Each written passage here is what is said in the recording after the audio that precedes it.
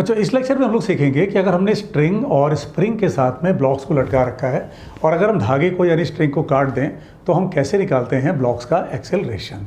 Let's start. Suppose हमारे पास कोई ऐसी कंडीशन है जिसमें हमने एक स्प्रिंग को एक ब्लॉक के साथ और फिर उसके बाद नीचे एक धागे के साथ एक दूसरा ब्लॉक लटका रखा है। सपोज हमारे पास ये स्प्रिंग कांस्टेंट K है, इसका मास हम बोले 3m है और इसका मास m है। अब क्वेश्चन हमसे ये कहता है कि हम इस वाले धागे को यानी बीच वाला जो स्ट्रिंग है ये इसको हम काट दें तो दोनों ब्लॉक्स का एक्सेलरेशन क्या होगा। इनको कुछ नाम भी दे देते हैं, चलो मान लो ये A है और ये B है। तो बेटा पहले देखते हैं पूरे कंसेप्ट को। शुरुआत में यानी धागा जब नहीं कटा था तो इन ब्लॉक्स का फ्री बॉडी डायग्राम क्या बनेगा, इन पर फोर्सेस क्या लग रही होंगी। M वाले की बात करें तो इसका वेट नीचे इस पर और धागे में टेंशन ऊपर।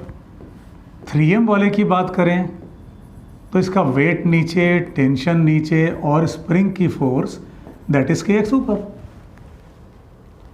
तो इसका मतलब T = mg है और जो kx है वो T + 3mg that is 4mg है। तो ये कंडीशन है पहले की, ठीक है।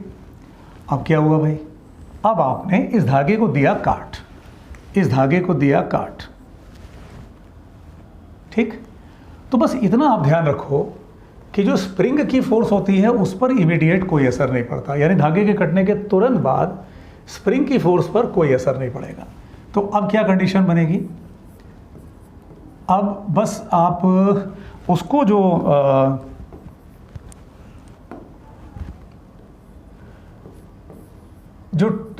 स्प्रिंग की फोर्स है उसको सेम रखोगे।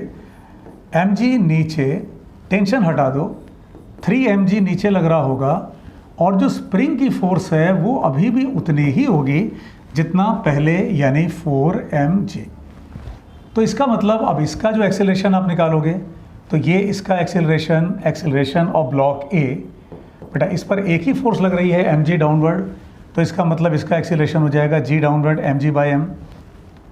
और अगर हम बात करें इस ब्लॉक B की तो इसका एक्सेलरेशन कितना हो जाएगा 4mg - 3mg that is mg और उसे आप डिवाइड करो 3m से तो इसका एक्सेलरेशन हो जाएगा g/3 अपवर्ड। इसका मतलब जो 3m वाला ब्लॉक है वो ऊपर जाएगा g/3 से और जो B वाला ब्लॉक है वो नीचे आएगा।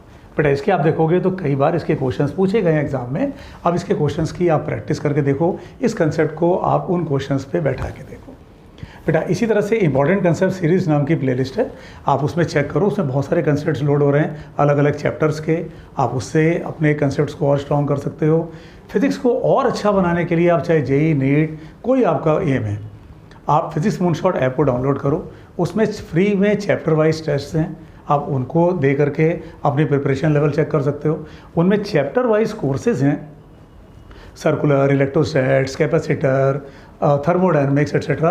तो जिसकी भी आपकी नीड हो आप उस चैप्टर को यदि आप और स्ट्रॉन्ग करना चाहते हो अपने कंप्यूटर से या अपनी कोचिंग्स में आप उससे आगे अपने कंप्यूटर से आगे चलना चाहते हो, आप उसको लेकर के आप प्रिपेयर कर सकते हो। उसमें बिल्कुल प्लान्ड वे में, बिल्कुल बेसिक लेवल से आपको लेक्चर्स मिलेंगे, उनके असाइनमेंट्स मिलेंगे, उनके टेस्ट मिलेंगे।